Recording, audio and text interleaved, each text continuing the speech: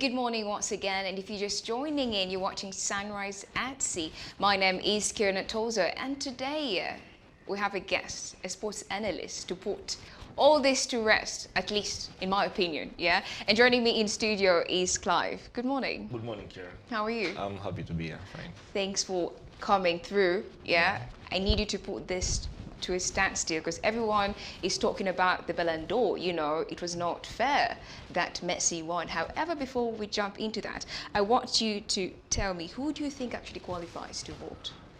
Who qualifies to vote? Yes, I think people need to know that. Exactly. The Ballon d'Or is organized by France Football Magazine. It's a news organization in France. That's where it originated from. So with them, they work with a team of 180 journalists around the world. So these journalists are tasked to come up with nominees, the players they feel were extraordinary, outstanding compared to the others throughout the world.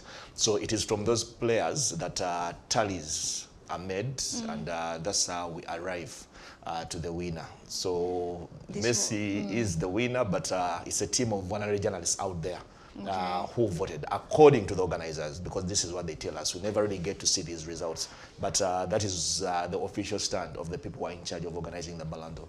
Okay, and we're supposed to see how all this stands, and don't we have the right to actually see? We do have the right, because at the end of the day, they do it for the fans. And on a few occasions here and there, they have usually released a list of how people voted. But also now, that is not consistent. A few years they release the list, a few years they don't release the list. So it is always hard to tell exactly who voted. Though on a few occasions here and there, we've had situations where a list is released. You probably had your chance to nominate your 3 or 5 people, and then you'll come out and say, that is not how I voted. I voted differently. We've had these cases over time. Probably that explains why they no longer release the list of how people voted. There's always a lot of conflict, you know. And then how many media houses do you think actually vote for this? Well, it is not about media houses. My assumption is if you have 180 journalists voting, probably those are 180 media houses around the globe. So each one of them will have a chance. You can be given a chance to nominate 3 or 5 people. So that is how we arrive to the eventual nominees, the top 10, the top 5, the top 3, and the eventual winner. But it is not really designated that every media house will have this number of slots. But my thinking is if it is 180 around the world, then those are 180 media houses around the world. Okay. Are you getting that, people? So what are the chances that some of these votes may be rigged, you know? Very high. Very high. Yes, very high that at times the voting is rigged. Like I did say, we've had situations where people come out and say, that is not how I voted. And this is with the Ballon d'Or, but also with the FIFA award, even when it was still called the FIFA Ballon d'Or, because at the time, every member association, including Uganda, has 3 votes. One journalist, let me give you an example of Uganda. One journalist from Uganda, the captain of the national team, in this case, who's Emmanuel Okwi, and the coach of the national team, who is Mitchell. Now, that is how the FIFA award is voted. Also, when they were working with the Ballon d'Or, when they had that understanding, that is how the Ballon d'Or was also voted. When their contract expired, the Ballon d'Or took back their rights to organize their own awards, but they adopted the same formula. Though for them, they eliminated the captains and the national team coaches, but they adopted the bit of the journalists. So on so many occasions, we've had people saying, that is not how I voted. But also, we should understand that the people who vote for the Ballon d'Or are human. You're human, I'm human, and there will always be a bit of sentiments and emotions involved. In these things. And like I did say earlier on when we were having the chat, that it is very hard for a layman, or even technical people, to remember a goalkeeper who saved penalties. I mean, recently, Dennis Onyango saved 5 penalties at his club, Mamelodi Sundowns. But people who follow football or people who follow sport will always remember that goal. Because sport was designed that way, to create excitement.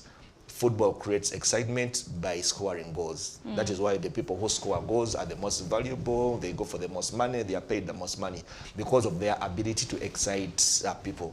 So for the case of Lionel Messi, you're competing against people like Juninho. He won the Champions League with Chelsea. He was very outstanding. I actually thought he was going to... He won the European Championship with Italy. He was very outstanding. But his kind of performance doesn't really excite people, doesn't bring out the excitement. On the other hand, you have a Lionel Messi who is scoring goals, who is winning the Copa America, and probably where he was the top scorer, where he was also had the most assists, and he was also the most valuable player. And the entire world, whether you're a Messi fan or you're not a Messi fan, you've been waiting for that moment where he'll win something with Argentina. Cristiano Ronaldo, his direct rivals, who already won 2 with Portugal, and everyone was wondering, when is he winning 1 with Argentina? So the moment he did that, that alone was enough to probably create the excitement and bring out the emotions in everyone, including the people who do the voting. Yeah. Probably that is how we ended up with him being the winner of the Ballon d'Or. Then why do you think facts are being ignored when it comes to these awards? Because statistics show that Messi has not been performing very well, you know. So why do you think facts are being ignored? Yes, they're journalists, 180 journalists, yeah, but what do they consider? Like I said, they are humans, and emotions will always come into play. Statistics are a part and parcel of sports, but football as a sport is not the one that has always been determined with statistics. Of course, with a few cases. You can never say Natozo was the top scorer when he scored 5 and I scored 10. There are things that are direct. Yes.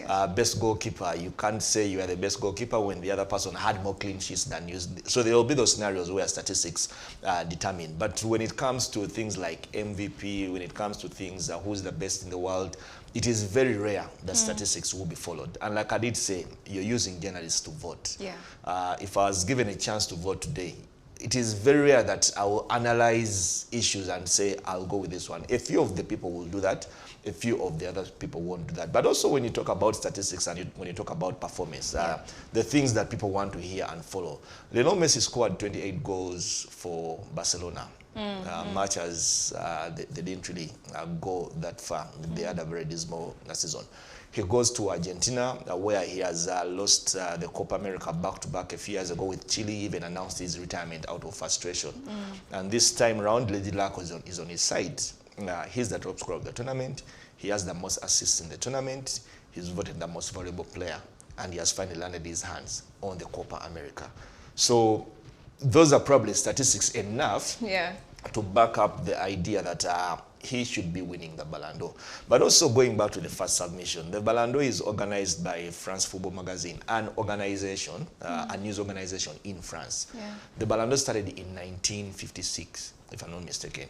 We've had a few Frenchmen win it, Michel Platini and the likes. But it is only on one occasion that we've had a player playing in the French league, winning the Ballon d'Or. That was in 1991. Jean-Pierre Papin, if I'm not mistaken, was playing for Marseille. So all that time, it was always going to be hard.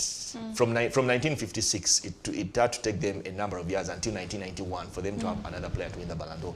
And by the look of things, it was always going to be hard for the French league to have a Ballon d'Or winner again. This is their closest.